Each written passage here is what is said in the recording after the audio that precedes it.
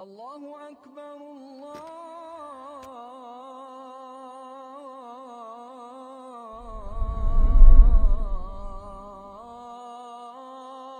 أكبر.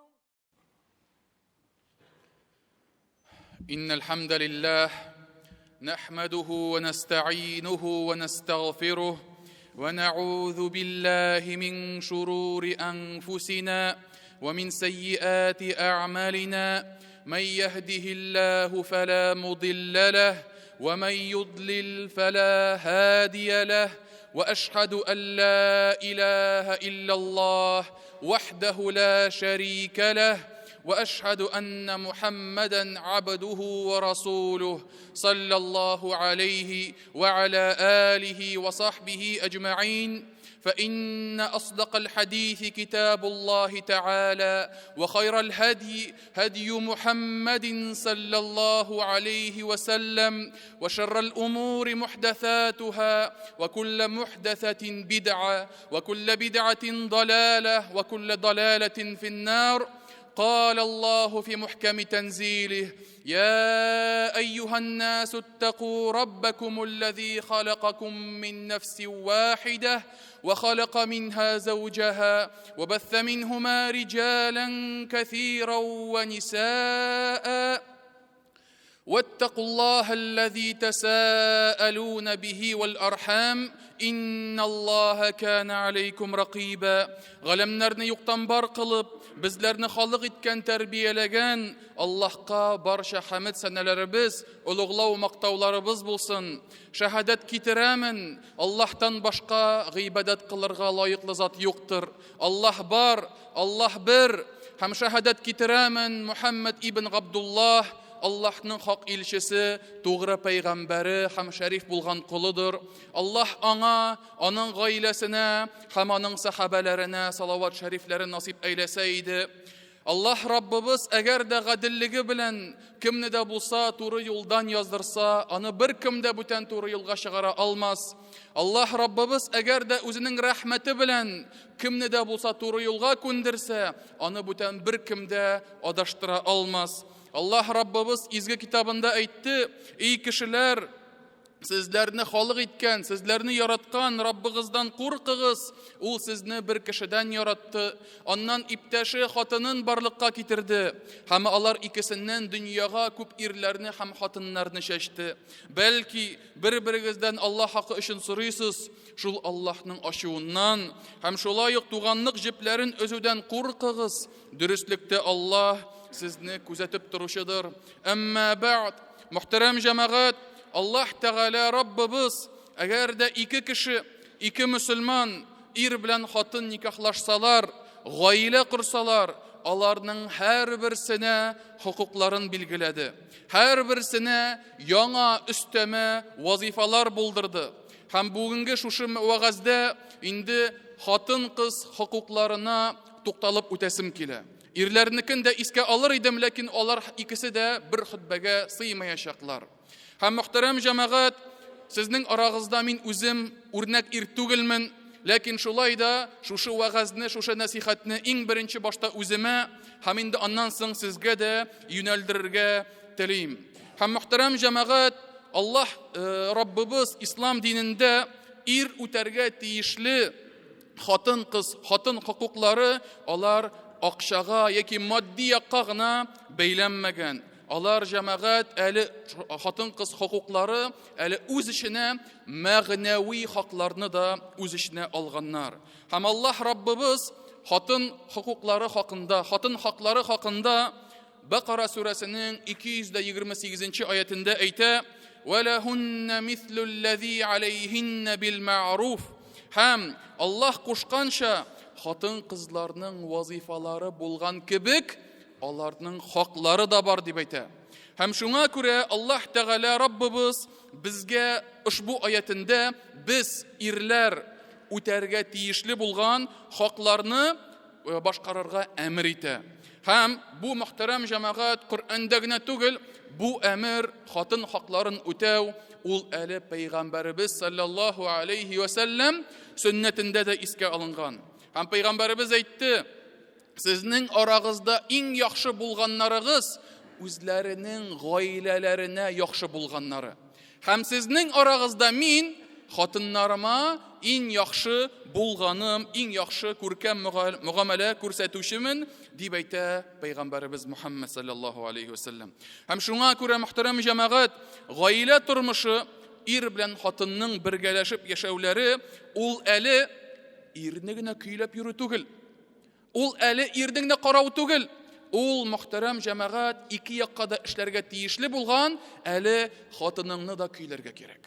Хатыныңны да карарга кирәк, һәм бер-береңне хөрмәт итеп, бер-береңне яратып, тынычлыкта яшәү дигәнне аңлата.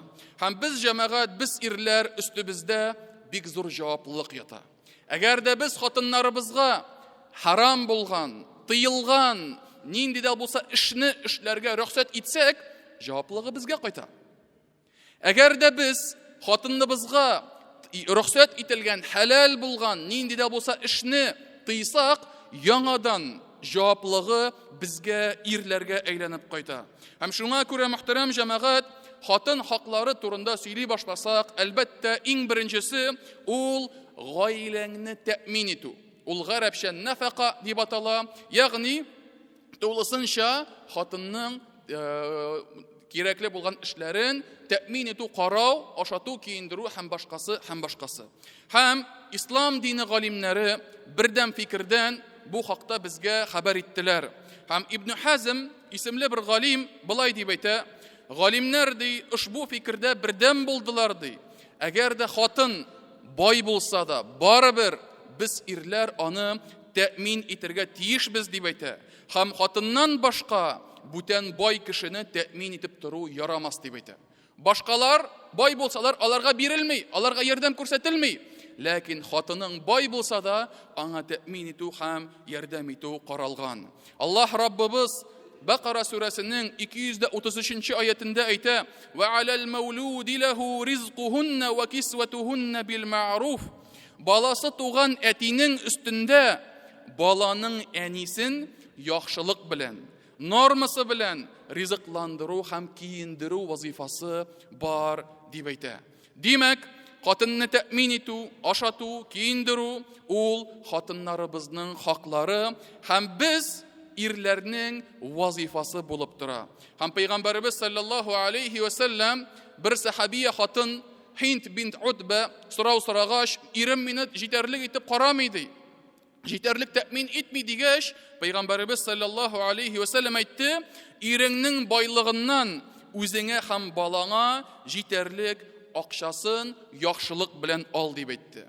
Ни өчен? Чөнки бу хатынның хакы. Һәм ире белмәсә дә, Пәйгамбәребез саллаллаһу алейхи ва саллям хатынына нәрсә ди? Яхшылык белән ал дип әйтә. Шәкелек белән түгел, битерәм, юкка чыгарам дип түгел, яхшылык белән ал дип әйтте Аллаһ илчесе. Һәм Аллаһ Тәгалә Коръәндә дә бу хакта әйтә. Аллаһ Тәгалә әйтте: "Лiyunfiq ذو سعة من سعته ومن قدر عليه رزقه فلينفق مما آتاه الله." Иркен тормышлы бай кеше акчасын мөмкинчелегенә карап сарыф итсен ди, гаиләсенә сарыф итсен. Кемнең хәле авыррак булса, ярлырак булса, Аллаһ биргәннән көче җиткәнен кадәр бирсен дип әйтә. Һәм Аллаһ үзе биргән байлыктан да күбрәк бирергә һич кемне дә көчләми, авырлыктан соң Аллаһ җиңеллеген насип итер дип әйтә. Һәм шуңа күрә галимнәрбез, моның хикмәте нәрсәдә? Ни өчен тәэмин итү тулысынча ир өстенә иелде дигәч, галимнәрбез булай дип әйттеләр. Чөнки моның хикмәте ди, хатының ди, синең кулыңда тоткынлыкта ди. Ул ди синең өеңдә, ул синең карый, сине көйли, балаларны карый, балаларны көйли, тәрбияли һәм башкасы. Ир кеше кайда? Ул гадәттә тышта эшли, акча эшли һәм башкасы, һәм кичен генә кайтып керә. Һәм шуңа күрә хатыны ди, ире кулында мәхбус булганга, ире кулында тоткынлыкта булганга, Аллаһ Тәгалә хатыныңны карау, хатыныңны тәэмин итү нәкъ менә ир өстенә куйды дип әйтә. Һәм әгәр дә фикерләсәк, мөхтәрәм җәмәгать, менә бу мәсьәләдә дә Аллаһ Тәгаләнең шын хикмәт иясе һәм гаять хикмәт иясе икәнлеген күрербез. Һәм тәэмин итү дигән сүзнең мәгънәсе хатын ихтияҗларын үтәү. Ашау булсынмы, киенү булсынмы, нинди дә булса ярдәм булсынмы, дәвалау кирәк булсынмы, һәр берсен ире булдырырга тиеш. Һәм инде ашатуы, киендерүе дә хатынның хәленә карап бирелергә тиеш. Минимальный нормалар түгел. Инде нәрсә кирәк, кайсысы нинди әйбер кирәк, менә ихтияҗларына карап бирә мөхтәрәм җәмәгать. Һәм шуңа күрә кайсы бер гаиләләрдә булай бүлешәләр. Давай матурым, мин ЖКХны мин түлим, квартплатаны калгансы синнән. Давай матурым, балаларны мин киендерәм, үзеңә киемнәреңне, пуховикларыңны, башкасын син үзең бит башкарасың дип әйтәләр мөхтәрәм җәмәгать. Юк, алай дөрес түгел. Һәммәсен, балаларын да, хатыныбызны да без үзебез карарга тиешбез. Һәм аларның ихтияҗларын biz үтәргә тиешбез. Һәм инде Аллаһ Тәгалә Бакара сүрәсендә безгә булай ди: "Ва матти'ухунна 'алал муси'i qaдаруhu". Аллаһ Тәгалә әйтте, һәм аларга, ягъни хатыннарыгызга бүләкләр бирегез. Байлар мөмкинчекләренә карап ди, һәм ярлылар да мөмкинчелекләренә карап бирегез дип әйтә Аллаһ Тәгалә. Һәм инде әлбәттә тормышта төрле хәлләр булырга мөмкин. Тормыш гел генә бер төсле бармый. Бүген синең акчаң бар, иртәгә булмаска мөмкин. Бүген син бай булырга мөмкинсең, иртәгә фәкыйр, ярлы булырга мөмкинсең. Аллаһ Тәгалә төрле хәлләр белән безне сыный. Әмма ләкин авырлык килгән вакытта бер әйбер эшләмичә түшәмгә төкереп яту, гафу ит хатын, юк минем әйбердә, бер әйбердә. Гафу ит хатын, тәкъдир шулайдыр инде, юктыр миндә дип бер сәбәбен кылмыйча яту бик зур хата мөхтәрәм җәмәгать. Әйе, авыр хәлләр булырга мөмкин. Әйе, бәлки хатын да ярдәм итәргә мөмкиндер. Ләкин без дә мөхтәрәм җәмәгать шул авырлыклардан чыгыр өчен бүтән сәбәпләрен булдырырга тиешбез. Әгәр дә сәбәпләрен үтәсәк, шул вакытта гына тәкъдир дип без әйтергә мөмкинбез. Әмма ләкин кулын кулга сукмаган, бер турып эшләмәгән, бер форсат кулланмаган кеше ул һич тә тәкъдирдер инде дип сылтау табырга тиеш түгел. Артыңны күтәр, эшлә, чык, излән, сора. Шул вакытта гына инде иншаллаһ уңышка ирешерсең.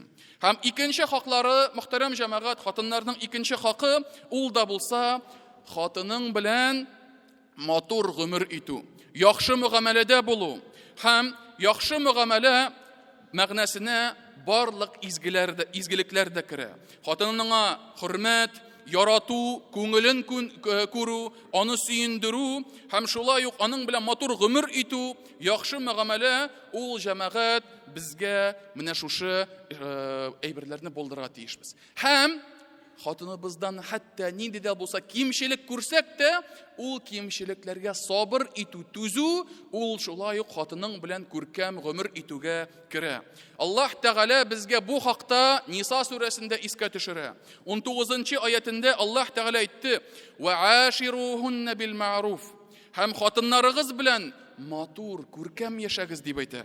Fa in karihtumuhunna fa'asa an takrahu shay'an wa yaj'al Allahu fihi khayran kathira. Аллаһ Тәгалә әйтте: "Ләкин әгәр дә хатыннарыгызны яратмасагыз, сабыр итегез, бәлки Аллаһ сезгә сез яратмаган эшләрдә күп игелек һәм яхшылык насыйп итер" ди. Бу җәмәгать хәзрәт сүзе түгел. Бу җәмәгать ниндидер бер кеше сүзе түгел. Бу галәмнәрнең Раббысы Аллаһ Тәгалә сүзләре.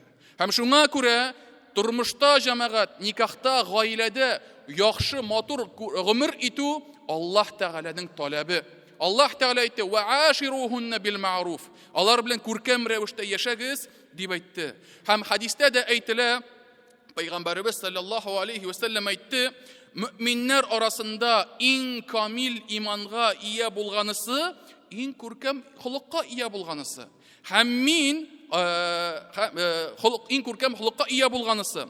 Һәм сезнең арагызда иң яхшылары ул ди хатыннарына, гаиләләренә яхшы булганнары" дип әйтә Пәйгамбәрбез. Димәк, матур яшәүне талашмыйча, ызгышмыйча, күркәм гомер итүне Пәйгамбәрбез иманның камиллегенә бәйләде. Иманның камиллеге нәрсәдән тора? Синең шулай ук хатының белән яхшы гомер итүдән тора, мөхтәрәм җәмәгать. Һәм Пәйгамбәрбез дә бу эштә безгә бик зур үрнәк булды. Пәйгамбәрбез саллаллаһу алейхи ва саллям Гайша анабыз белән йөгереп узышканын һәммә безнең дә ишеткәне бар. Ләкин уйлаганыгыз бармы, мөхтәрәм җәмәгать, Пәйгамбәрбезгә ничә яшь иде ул вакытта? Пәйгамбәребез 53 яшьтән алып 63-кә хәтлек менә шул арада пәйгамбәребез хатыны белән уйнады, көлде, узышты, шутит итте. Без җәмәгать, без аның үзебезне аның урынына куйсак, без алай эшләр идекме? Без 53 түгел, 25 яшьтә, 30 яшьтә җирләребезне җимереп эштән кайтабыз. Ашарга бешкәнме, балалар йоклаганмы, киемнәр үтүкләгәнме? Шушындый сүзләр белән каршы алабыз хатыннарыбызны, кызганыч. Ләкин хаклык шулай.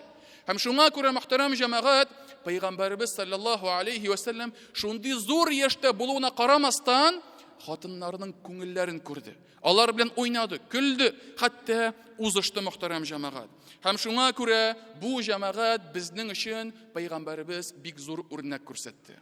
Һәм тагын бер хадистә дә пәйгамбәребез саллаллаһу алейхи ва саллям Гайша анабыз хәйз вакытында, күрем вакытында берәр савыттан су эчкән булса, пәйгамбәребез хәтта шундый вакытта да иреннәрен Гайша анабыз кайда ирене тигән, нәкъ шул урынга тидереп, шул савыттан су эчте мөхтәрәм җәмәгать. Менә пәйгамбәребез үрнәге. Менә аның тормышы. Менә аның матур һәм яхшы итеп гомер итүе хатыннары белән. Һәм пәйгамбәребез дә саллаллаһу алейхи ва саллям тагын бер хадистә булай ди: дөрестлектә хатыннарга яхшылык күрсәтегез ди. Дөрестлектә хатын-кызлар кабыргадан яратылды. Кабырганың иң кәкре урыны өстедер. Әгәр ул кәкрелекне турайтырга теләсәң, аны сындырырсың. Әгәр калдырсаң, ул кәкре булып калыр. Шуңа күрә хатыннарыгызга яхшылык һәм саклык белән эш итегез дип әйтә. Димәк, камил булган кеше юк, совершенный кеше юк. Һәммә безнең дә хаталарыбыз бар. Һәм без яраткан хатыныбызның да, аның да нинди дә булса хатасы бар.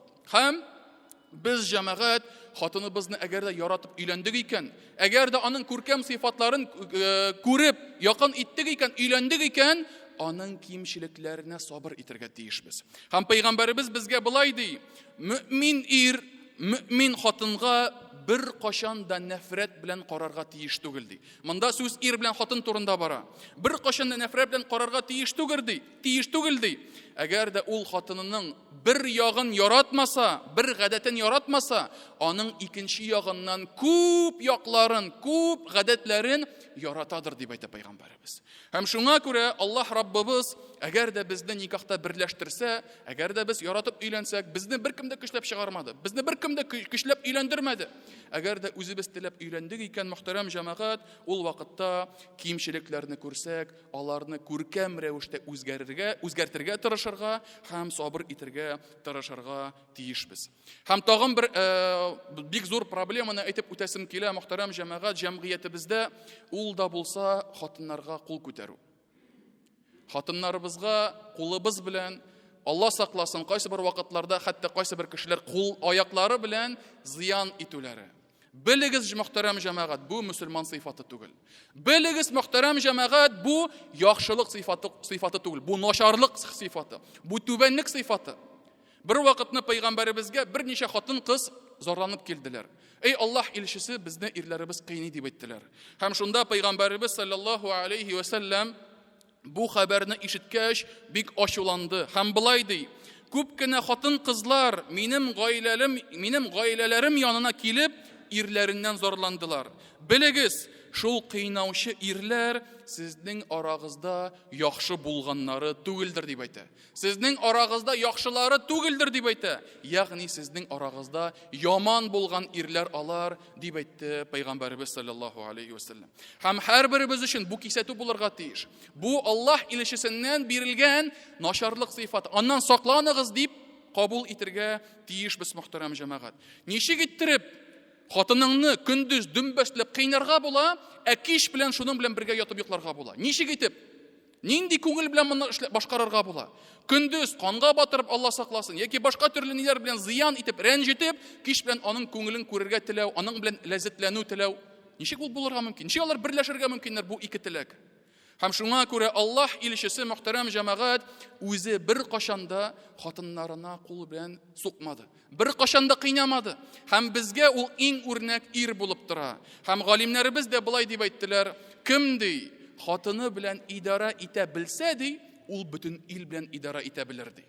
Хатыныңны әгәр дә тыңлата беләсең икән, димәк синдә шушындый күркәм сыйфат, син хәтта илне дә тыңлата белерсең дип әйттеләр. Һәм шуңа күрә мөхтәрәм җәмәгать, тормышта төрле хәлләр булырга мөмкин. Бәлки хатын да каршы сүзләр әйтергә мөмкиндер. Бәлки без үзебез дә ничектер уртак тел таба белми торганбыздыр. Ләкин бүгенге көндә килеп чыккан конфликтларны шишу өчен миллионлаган ысул бар, мөхтәрәм җәмәгать. Ничәмә китап бар, ничәмә язмалар бар. Хәтта һич югы яхшы гомер иткән, әбисе, бабасы белән татулашып, матур итеп яшәгән улы кешеләрдән дә сорап без җәмәгать үзебезнең тәҗрибәбезне артырга мөмкинбез. Әгәр дә нинди дә булса бабай белән әби гомер буена бер-берсен яратып яшәделәр икән, бер-берсен хөрмәтләп яшәделәр икән, эй бабай, киңәш бир әле. Ничек соң менә шулай эшләргә? Ничек соң тыңлатырга? Ничек соң уртак фикергә килергә дигәндә, алардан да без сорый алабыз, мөхтәрәм җәмәгать. Ләкин белегез, шул мәсьәләләрне шишу өчен кыйнауны куллану бу иң соңгы адым. Самый последний шаг. Аннан да артыграк, аннан да түбәнрәк бер бүтән эштә юктыр, мөхтәрәм җәмәгать. Һәм шуңа күрә Аллаһ Раббыбыз безне ушбу хаталардан сакласын. Һәм өченче хакларның берсе ул да булса, хатыннарның да ирләренә карата булган хаклары, аларның да ләззәткә ия булулары. Аларның да ләззәтне теләүләре. Һәм мөхтәрәм җәмәгать, без яратабыз хадисләрне искә төшерергә. Мине тыңламасаң, миңа килмәсәң, фәрештәләр төне буе ләгънәт кылып чыгалар. Булай була, тегеләй була, Аллаһ риза булмый, фәлән, төгән. Шуның өчен хадисләрне яратабыз без. Аларны искә төшерергә яратабыз, хатыннарыбызга сөйләргә яратабыз. Ләкин шуның белән бер рәттән безнең ничек ләззәт теләгебез булса, аларның да ләззәт теләкләрен без башкару җәмәгать безнең өстебездәге хакыбыз. Безнең өстебездәге тиешле булган хакыбыз, вазифабыз. Һәм Ибн Хазм исемле галим әйтте, халал җефете булган хатыны белән якынлык кылу иргә фарыз булды ди. Ир телиме, теләмиме, ләкин өстендә фарыз булып тора дип әйтә пайгамбар. Дип шушы галим, Ибн Хазм исемле галим. Һәм ничек иттереп әгәр дә үзеңне гыйффәтле тотарга теләсәң, зинадан сакларга теләсәң, шулай ук хатыныңны да менә шул гынахлардан, бузыклыктан сакларга тиешсең. Һәм Ибн Аббас исемле сахаба, Аллаһ аннан һәм әтисеннән риза булсын, әйтте: "Минем хатыным минем алдымда матурлансын, зиннәтләнсен, прихорашиваться иткәнен теләгән кебек, мин үзем дә хатыным алдында матурланырга яратам" дип әйтә ушбу сахаба. Үзем дә ди, матур киенергә, тәмле исле булырга телим дип әйтә. Һәм шуңа күрә мөхтәрәм җәмәгать, менә бу ләззәт таләп итү ул бер якка гына эшләми, ул ике якка эшли. Ирдән алып хатынга да, хатыннан алып иргә дә. Һәм шуңа күрә, әгәр дә без хатыныбызның матур булуын теләсәк, үзебез дә матур булыйк. Үзебез дә тәмле хушбуйлар сөртик, үзебез дә матур киенеп хатыныбыз алдында йөрик, мөхтәрәм җәмәгать. Һәм бер кардәшләребез бар, альхамдулилла, Аллаһ Раббыбыз алардан риза булсын. Алар хәтта берәр хушбуй сатып алырга теләсәләр, берәр парфюм, туалетная вода хатыны белән бергә бара. Ни өчен? Хатыныма ошаганны сатып алам дип әйтә. Хатыныма ошый икән, хатын тәмле дип әйтә икән, яхшы дип әйтә икән, димәк аны алам, чөнки мин аны сөендерергә телим дип әйтүчеләр бар, мөхтәрәм җәмәгать. Менә бу әлбәттә бик күркәм бер мисал булып тора. Һәм дүртенчесе, соңгысы, һәм шуның белән тәмамлармын, ул да булса, мөхтәрәм җәмәгать, хатыныңа дин нигезләрен аңлату. Шәригать хөкемнәрен, намаз булсымы, ураза булсымы, башка хөкемнәр булсымы, менә шул хакта хатыныңа гыйлем бирү. Үзең булдыра аласың икән, үзең бирәсең, үзең булдыра алмасаң, альхамдулилла, бүгенге көндә мәчет ишекләре ачык. Бүгенге көндә һәрбер мәчеттә диярлек укулар бар. Һәрбер мәчеттә диярлек әлифне таяктан айырырга өйрәтәләр, тәһарәтне алырга өйрәтәләр, һәм башка шушы гыйбадәт эшләрен, хөкемнәрен аңлаталар. Һәм шуңа күрә хатыннарыбызны бикләп тотмыйк, мөхтәрәм җәмәгать. Укысыннар, белсеннәр, өйрәнсеннәр, гыйлемнәре артсын. Әгәр дә өйдә бикләп утырсаң, һәм шул хатының синең аркада гыйлеме булмыйча турып берәр ялгыш җибәрсә, җаваплыгы сиңа кайта. Җаваплыгы синең өстеңдә. Һәм бигрәк тә үзегез беләсез, хатын-кыз хөкемнәре алар динебездә намазга бәйләнгән, алар уразага бәйләнгән, аларның ай сайын була торган хәлләре, аларның бала туганнан соң була торган хәлләре турыдан-туры намазга бәйләнгән. Хайыз вакытында намаз укылмый. Чистарынгач намаз укырга тиешле. Чистарынганын кайчан белми торган хатын-кыз намазны укымыйча калдыра икән, гөнаһысы була. Әгәр дә син өйрәтмәдең икән, бу хакта әйтмәдең икән, белдермәдең икән, җаваплыгы сиңа да килә. намазын калдырса. Һәм шуңа күрә Аллаһ, мөхтәрәм җәмәгать, Аллаһ Раббыбыз безгә Коръәндә былай дип әйтә Тәхрим сүрәсендә: "Я айюхаллазина аману, ку анфусакум ва ахликум нара." И иман китергән бәндәләр, үзегезне һәм гаиләләрегезне уттан саклагыз дип әйтә. Җәһәннәм утыннан саклагыз. Үзегез тәкъвалы булыгыз. Үзегез хаклыкка омтылыгыз һәм гаиләләрегезне дә шулай омтылдырыгыз.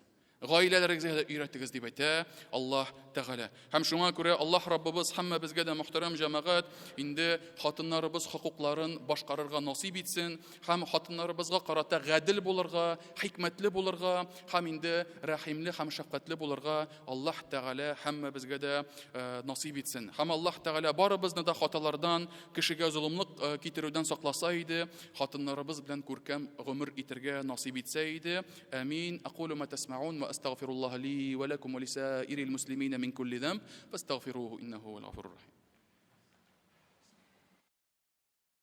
الله أكبر الله